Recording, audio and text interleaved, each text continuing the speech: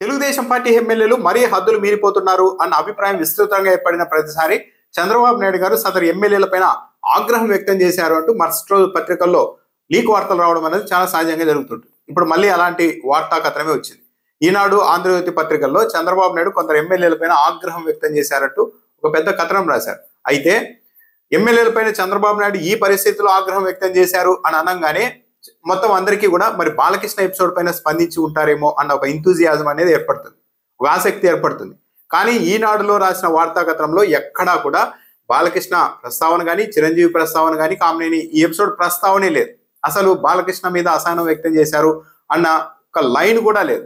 ముగ్గురు ఎమ్మెల్యేల పేరును ప్రధానంగా ప్రస్తావించారు. వాళ్ళలో బొజ్జల సుధీర్ రెడ్డి, శ్రీకాళహస్తి ఎమ్మెల్యే. ఈయన మొన్న అసెంబ్లీలో మాట్లాడుతూ, నేను ఒక పోలీస్ అధికారి బదిలీ కోసం ముఖ్యమంత్రి నారా లోకేష్ గారికి, చంద్రబాబు నాయుడు గారికి, హోంమంత్రి గారికి అనేక లెటర్లు రాశాను. నా లెటర్ ప్యాడ్ అయిపోయింది, కానీ వాడిని మాత్రం బదిలీ చేయలేదు. ఇంకా నేను ఎక్కడికి వెళ్ళి చచ్చేది అంటూ మాట్లాడారు.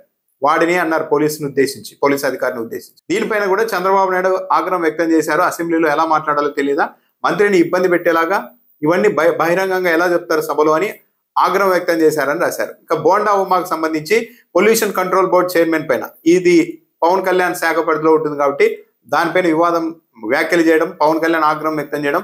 ఈ ఎపిసోడ్ నేపథ్యంలో బోండా ఉమా పైన కూడా ఆగ్రహం వ్యక్తం చేశారు. అదేవిధంగా కూడా రవికుమార్ మీద కూడా చంద్రబాబు నాయుడు ఆగ్రహం వ్యక్తం చేశారు అంటూ రాశారు.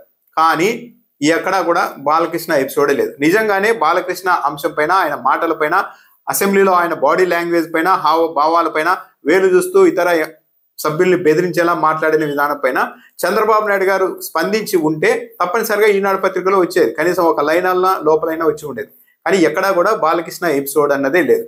సరే, మంత్రులు ఇబ్బంది పెట్టేలాగా బొజ్జల సుధీర్ రెడ్డి, బోండా ఉమా మాట్లాడారు అన్న దానిపైన చంద్రబాబు నాయుడు ఆగ్రహం వ్యక్తం చేశారు.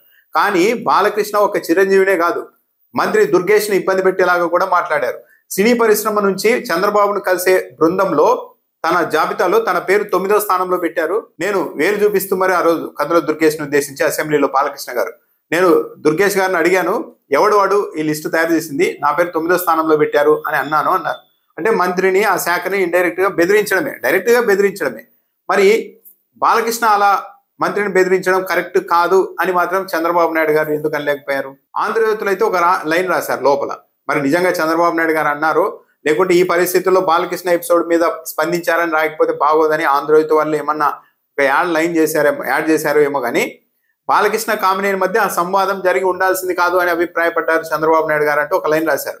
నిజంగానే అలా అని ఉన్న ఈనాడు పత్రికలు అయితే గ్యారంటీగా వచ్చి ఉండేది ఈ పరిస్థితుల్లో. ఎందుకంటే బాలకృష్ణ, చిరంజీవి, కామినేని ఇదే హాట్ టాపిక్ కాబట్టి చంద్రబాబు నాయుడు గారు స్పందించి ఉంటే ఈనాడు పత్రికలో వచ్చేది. కానీ ఈనాడు పత్రికలో ఎక్కడ ఒక్క లైన్ కూడా లేదు. అంటే ఈ ఎపిసోడ్ ని చంద్రబాబు నాయుడు గారు కూడా లైట్ తీసుకుంటున్నారా తెలుగుదేశం పార్టీ వాళ్ళు? బాలకృష్ణ, చిరంజీవిని అవమానించినప్పటికీ దాని గురించి పెద్దగా పట్టించుకోవాల్సిన అవసరం లేదు అన్న ఉద్దేశంతో ఉన్నారా?